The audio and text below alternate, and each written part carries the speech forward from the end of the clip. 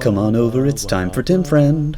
Alright, welcome back to Tim Friend. It's me, Tim, your friend, your chaperone through this Paper Mario 1000 Year Door BP only run.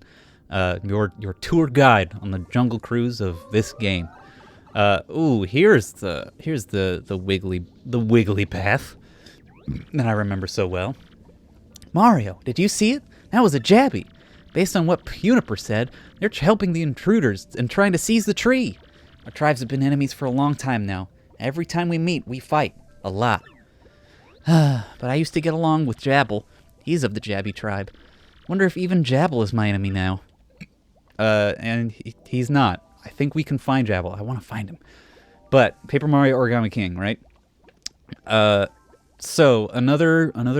I mean, if you missed last episode, I talked a moderate amount. I've got more to talk about why I don't like the things I don't like about Origami King, which are real, and they're happening. But combat.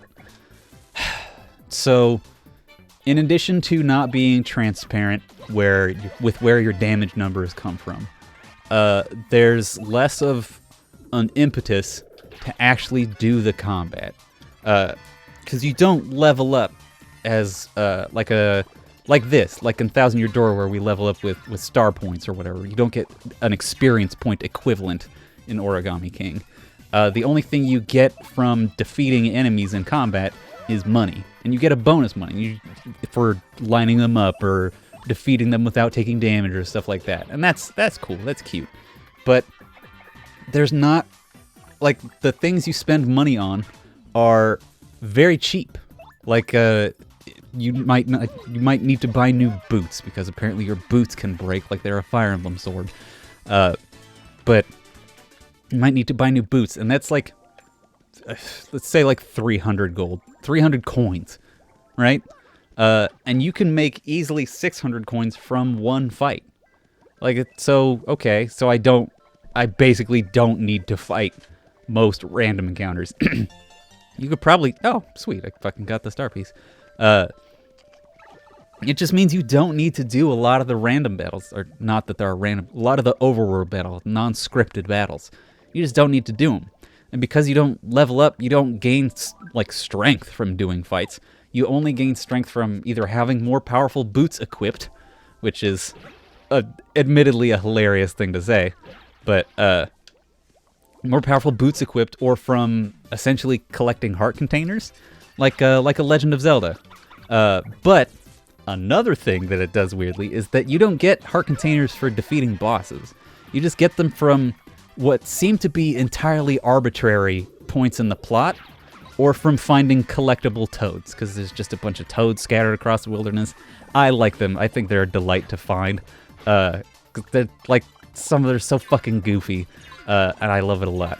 But some of those toads will just give you these heart containers, and they increase your health, sure, but some of them increase your health by more than others do, and when you hit thresholds that it never informs you about, you'll gain attack strength. Sometimes to, like, the point where some enemies you can attack on the overworld map and they'll just die immediately without you being able to fight, or without you needing to go into the combat.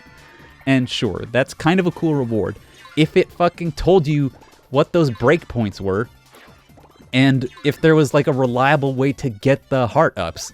Like, there's no way to know when you're going to get the heart ups. You don't know how much extra damage you're going to do from getting one. You don't know, like, if you'll be able to kill a certain type of enemy on the overworld unless you try. And if you try and fail, then you have to fucking do that fight. And you'll waste your time on doing a little attack on them where they're not lined up, so it does a completely insignificant amount of damage. So fighting enemies does not give you enough of a reward. The only reward it gives you is the ability to keep fighting enemies by giving you boots. Because bosses are entirely different. Like, it's a damage dodge P, if I remember correctly. Yeah! Damage dodge P is just like damage dodge. Oh, let's swap to Flurry. So we've seen this type of obstacle before, It's the type of barrier with a little bit of a folded paper corner on it. We just got to blow on that shit with Flurry. It gets rid of it right away. Get rid of it right away with Flurry. And now we're in the shop. It's a little shop. Isn't that cute? A little puny shop. It's a little hidden place. Who's this? Behind the stump. It's fucking Jabble. Look at how cute Jabble is. I pound my chair in excitement. Hey, it's Jabble. Why are you hiding back here?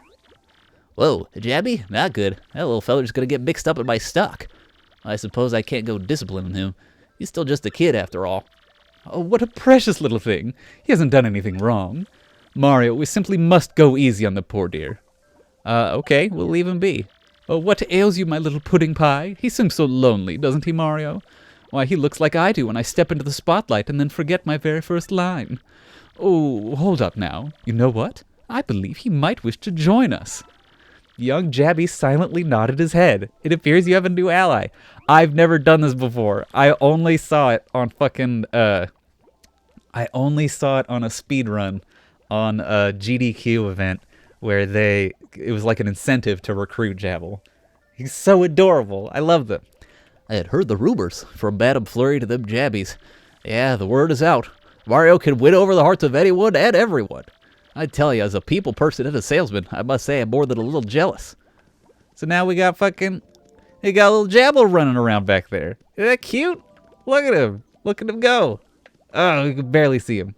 All right, so there's a bunch of new items for sale. Mini Mr. Mini shrinks them. Mystery does a random effect. Ice Storm does ice damage and can freeze enemies. HP Drain deals 3 damage and heals you for 3. It's not an incredible investment. I do love this little fucking puny with the beanie. This is not the last time we'll see them. Maybe. They've been searching for the Crystal Star. Yes, I remember. Anyway, Origami King. Okay, so let's see. I talked about the money being the only reward from combat, but the only thing the money lets you do is vaguely more efficiently do combat. But it's like if you got there was a cap. Because, like, there's only so much of a better weapon you can get. But it's like you kept hitting level... It's like, all right, you start an RPG. You hit level 2. Yeah, you got experience hit level 2. And then until you beat Chapter 3, you just keep hitting level 2 from every fight. And you don't get new rewards. It's just like, you beat level 2. Now your HP is this, but it's the same as it was before. And it's like, fucking, why? Oh, this is the wrong one. We came to quite literally the wrong neighborhood. This is a Jabby Hive. This is another gate to our progress. This one's a 100 Jabby squadron. Everyone, it's the Jabbies. It's a 100 Jabby squadron. Charge! Come on, Mario. Fuck that. We gotta go to the other side where that first Jabby went. Then we can fight a much more appropriately sized Jabby squadron.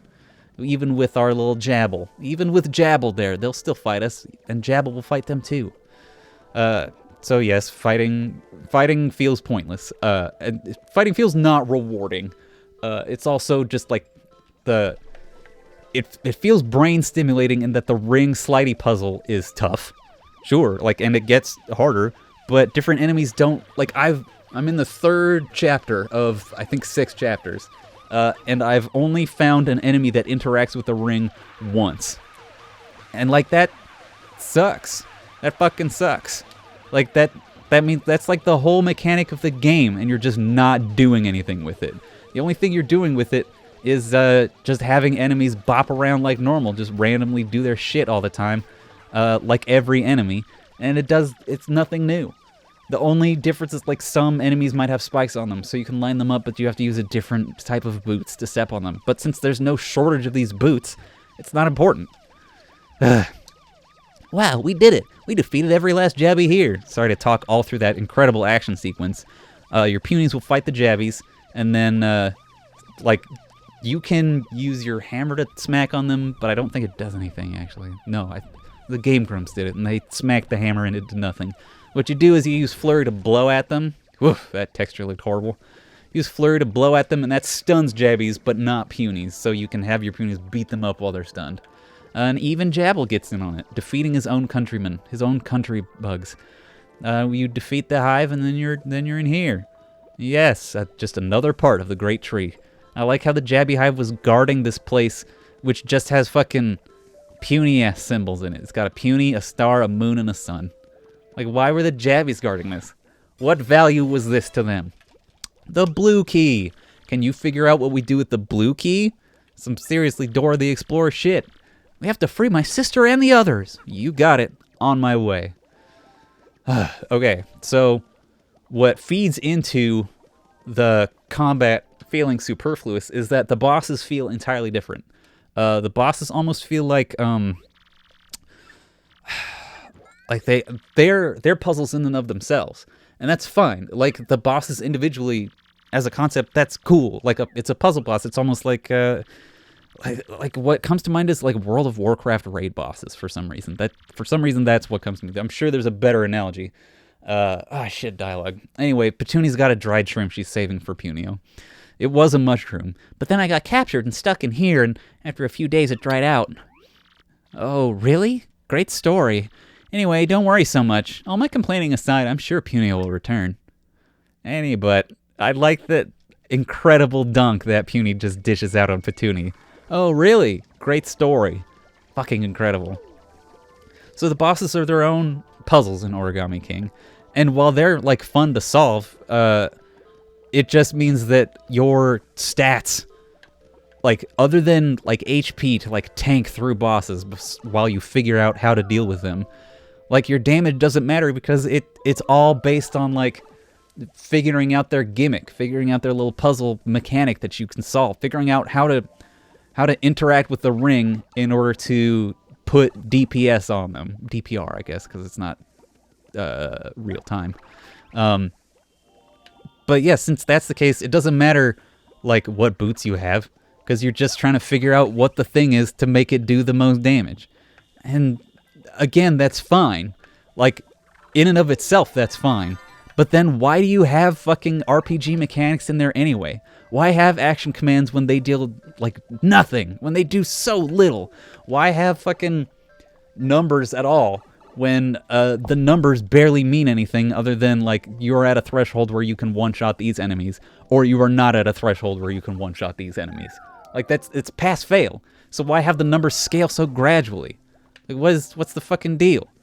Did I fucking come from here? I fucking came from here. I'm going up. What am I ding-dang doing? I'm a goof. I'm goofing. I forgot. The fucking great boggly tree is great boggling my mind. All right, next time on Tim Friend, will I rant more about Origami King? If I can, I might. Yeah, you know what? I can think of some shit. All right. Have a wonderful day. Do everything the YouTube taskmasters demand of us. Like, comment, subscribe, ring the bell. Keep every day there's an episode here, so you can just fucking come back every day and there's more episodes, or take a break and come back and there's just a bunch of episodes. It's either way, it's fine with me. But I hope you have a wonderful day, and if you don't, then maybe tomorrow would be better. And if it's not, there's always days after that. That's the thing about us having our whole lives ahead of us. All right, bye-bye, everybody. With Tim Friend.